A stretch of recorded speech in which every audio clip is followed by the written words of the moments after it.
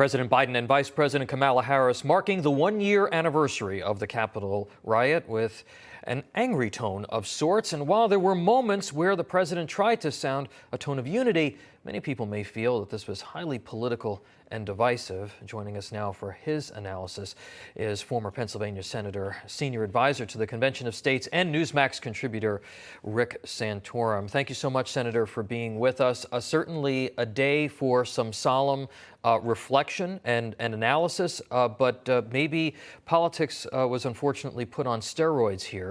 President Biden taking the time to take shots at former President Donald Trump. Take a listen. He was just looking for an excuse, a pretext to cover for the truth. He's not just a former president. He's a defeated former president.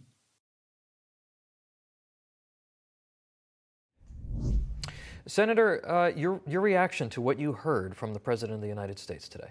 I mean, to hear this speech from a candidate who ran his election on trying to unify the country, and yet he uses a day which was a dark day. I mean, I sort of have mixed emotions here because, to me, this day brings out sort of the worst in both political parties. Yeah. I mean, in the case of Joe Biden and the Democrats, it's bringing out the worst in them. I mean, it's a party that is now committed to division, committed to separating Americans among racial, ethnic, gender, you name it, religious. This is a party of division.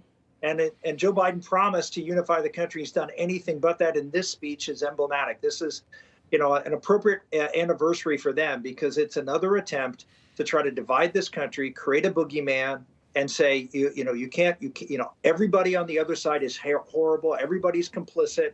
And Donald Trump is someone who is, just a horrible human being and is the face of the Republican Party.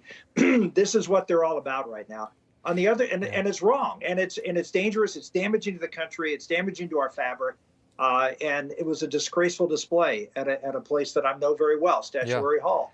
Yeah. On the other side, I mean, you do see Republicans basically blow this off, and this is no big deal. This was not, this was peaceful. I mean, it's like saying that the riots during the George Floyd thing were mostly peaceful protests. I mean, yeah, most of the people who came to the Capitol were peaceful. But there's some that were not. There's some that did a lot of damage, and we need to own that. We need to say that, and the president needs former president needs to own that too. So to me, this is just a bad day all around, and shows how really the dysfunction of our country right now when it comes to politics. Absolutely. Senator, you spent a lot of time in the halls of Congress. Let's talk a little bit about the state of play here. I think a lot of folks feel that January 6th is being leveraged to try to resurrect this so-called voting rights agenda, that the COVID surge could be leveraged on the part of Democrats to try to resurrect Build Back Better and the welfare expansion there. How do you see this playing out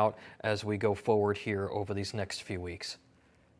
Well, I mean, this is what I hate to say this. This is what authoritarians do. They take boogeymen and they try to, scare people that, if you don't give them more power to stop these bad people from doing things, then things are going to get worse for you. And, to be afraid and to trust government to fix the problems. And you're seeing that with COVID. The Joe Biden who said, oh, there'll never be mandates, there'll never be this. And yet, when push comes to shove, it's always more concentration of power in Washington, D.C. Yeah. And so not surprising that they're using this day to try to highlight a very sad moment in American history and use it to their political advantage to do what? To gain more power, to pass a voting bill that's going to centralize power in Washington. Going to give Democrats a better opportunity to win elections. That's what this is all about. I mean, you always have to look at everything the other side does through the lens of how it's going to help them gain more power, because that's their focus. Senator, speaking of power, tomorrow the Supreme Court of the United States will hear arguments on the vaccine mandates that are being pushed by this administration. How pivotal will this decision be from the highest court for the American people and for the state of the republic generally?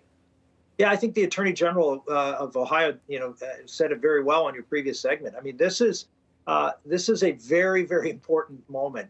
I talk about authoritarianism. Well, the authoritarianism is increasingly concentrated in the President of the United States. And there's, constitutionally it was set up that there were two branches of government to stop the accumulation of power in the president. And one is the Supreme Court, and the other is the Congress. And what we've seen is the Congress is a pretty feckless group. I mean, they do not want to fight anybody. They just hide from any vote or any kind of controversy that is going to stand up to, particularly to members of their own party. So I'm hopeful the Supreme Court will do what is necessary to constrain the executive and to allow to allow a free republic without these kind of unconstitutional mandates from Washington. Yeah, certainly, Senator, you make an important point about the real constitutional crisis, which has developed over several decades, and that is the outsized power of the executive branch of government. And by the way, that's why you see the Democrats trying to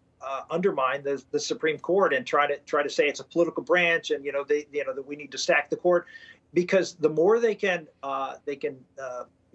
neuter the Supreme Court, neuter the Congress, then the stronger the president is. Mm-hmm. And the more they can get done by executive fiat, by rules and executive orders. This is really the end of the republic when the other branches of government become subservient to a president. Yeah, and it's certainly not a coincidence that the Progressive Caucus did come out, I believe it was yesterday, with their formal recommendation to add 4 justices to the Supreme Court right before January 6th, and of course right before this OSHA case. Senator Rick Santorum, thank you so much for being with us. Yeah.